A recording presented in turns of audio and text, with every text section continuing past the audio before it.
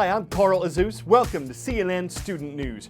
First up this Tuesday, officials in France have started clearing away the jungle. That's the nickname for a refugee camp. It's become a symbol of the challenges that the continent has faced in its most serious refugee crisis since World War II. The jungle's in the northern French city of Calais. It's made up of tents, makeshift shelters, campers in bad shape, and thousands of migrants and refugees lived there, many of them from Afghanistan, Eritrea, and Sudan. So why Calais? Because it's connected by an undersea tunnel to Britain, and many migrants wanted to get to Britain because its economy is relatively good and its unemployment rate is low. But European Union rules say migrants have to apply for asylum to stay in the first European country they arrive in, so France in this case. And that nation's government says they can either stay in France or go back to their home countries. There's been some violence between the migrants who don't want to leave and police, and the relocation process could take a week. The migrants began lining up here even before the sun had risen. The many hundreds who were determined to take up the French government's offer and try to seek asylum in one of France's regions. They go through this line into the hangar just over there, where they get to choose a region. Then they're put on buses and taken directly to where they're to seek asylum, which is why they've come with all their worldly belongings. This, in a sense, is the first part of the process, the evacuation of the camp ahead of its demolition. We caught up with one of those migrants who'd arrived nice and early to ask him why he'd chosen to give up on his dream of getting one day to the United Kingdom. I feel better. It's good for us. So we're living like animals, not like humans. Did you see in the jungle? Some places. It's very sad place, boring place. So like animals, we live like animals in the jungle. One of those who's decided to take up the French government's offer. In a sense, though, the much more difficult part of this process begins when the bulldozers move in and the camp itself begins to be dismantled. We've spoken to many people here who do not want to take up the French government's offer and who are determined instead of clinging on to their dream of making it to the UK. And that's why the police presence here is as great as it is. 1,200 ordinary policemen and riot policemen are on standby to deal with that second part of the evacuation, the dismantling of the camp itself.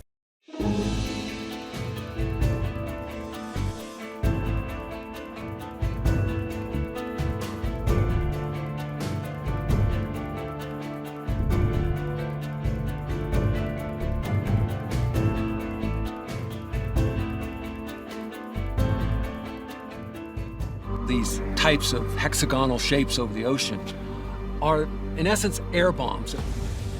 They're formed by what are called microbursts, and they're blasts of air that come down out of the bottom of the cloud and then hit the ocean and then create waves that can sometimes be massive in size as they start to interact with each other.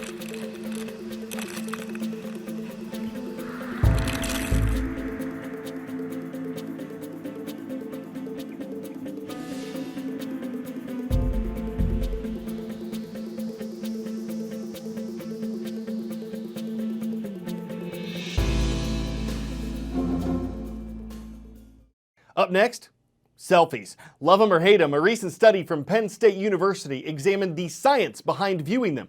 It looked at survey responses from 255 people. It focused on how they reacted to seeing other people's selfies on social media. It found that those who spent a lot of time looking at others' selfies tended to feel worse about themselves. Researchers think it might be because of jealousy or feeling their own lives don't measure up. There's a different response, though, to groupies, selfies of a group of people. And the study found that those who spent time looking at groupies tended to feel better about themselves. Might have something to do with a sense of belonging, a connection to the community in the picture. Some research on the effects of posting selfies is inconclusive. It's not clear if it makes the posters feel better or worse. For many, it depends on the kinds of responses they get to their selfies. Kicking off a two-part series today on video games. The industry had more than $23 billion in revenue last year. A 2015 Pew survey indicated that 72% of American teenagers play them, about 84% of all boys in the U.S. and 59% of all girls. But games have their downsides as well as their upsides, and this week we're examining both, starting with the mental and physical threats they can pose to gamers. Oh, Fury is going to go in. This should be the first blood. They got the sprout on Sanjing as well. There's probably going to be a double. Denny's ulti. It hits.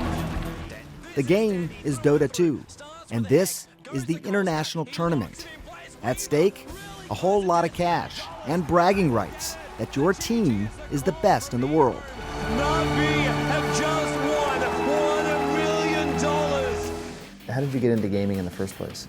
I started playing online and just got really hooked to this game, and then eventually, out of nowhere, just some team was like, do you want to win some gear by playing in this tournament? I'm like, yeah, sure, that sounds fun, and it just slowly progressed into getting paid a little bit.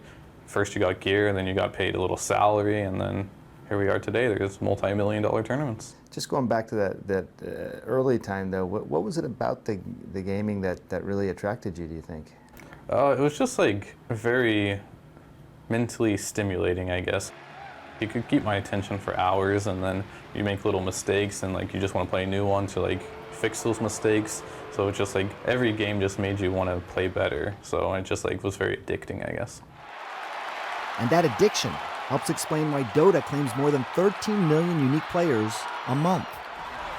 Spending too much time in video gaming's alternative world can lead to some serious real-world injuries.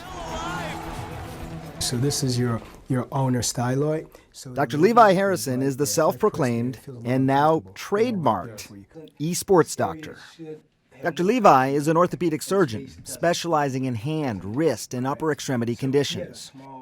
Gamers seek him out from just down the street in California and from as far away as the Middle East. Are there certain types of injuries that are the most common? Well, yes, I see a lot of repetitive stress injuries, specifically tendonitis. I also see carpal tunnel. I see cubital tunnels.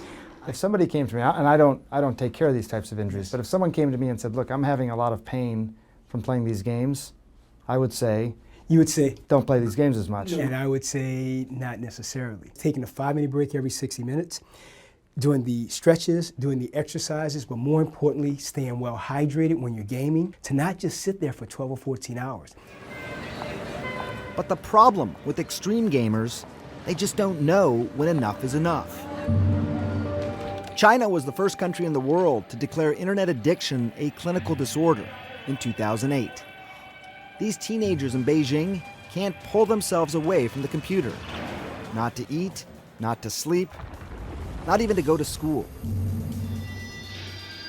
The documentary Web Junkie follows them as their parents have them admitted to Daxing Internet Addiction Treatment Center.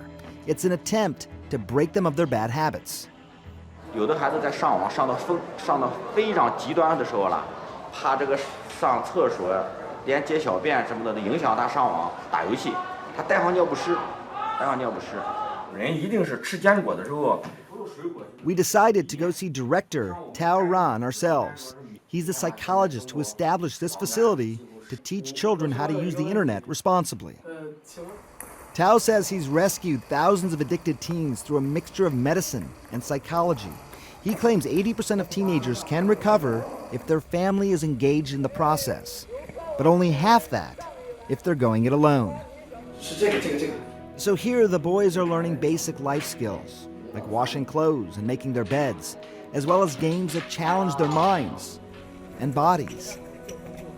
They tell us Tao's program has helped their relationships with their families, and that when they leave, they're going to spend more time in the real world. Before we go, it's like a hotel room with no heat, no room service, and no walls. It's located in Estes Park, Colorado, and costs $1,200 a night, but you can't beat the view. Cliff camping, sleeping on the face of a cliff, used to be for experienced climbers only, but a U.S. company is helping amateur climbers do it. A guide goes with you to help set up your hanging cot, and then you're free to relax, assuming you can relax. Might leave experienced climbers stone-faced, but it might be repelling to others. It'd set them on edge. You'd have to get acclimated, and you'd be adrenaline for a long night. But as long as you don't mind a rock-hard headboard and you don't ever sleepwalk, this could be great for someone who really likes hanging out. Thanks for hanging out with us. I'm Carl Azus. What's on tomorrow's show? We'll keep you in suspense.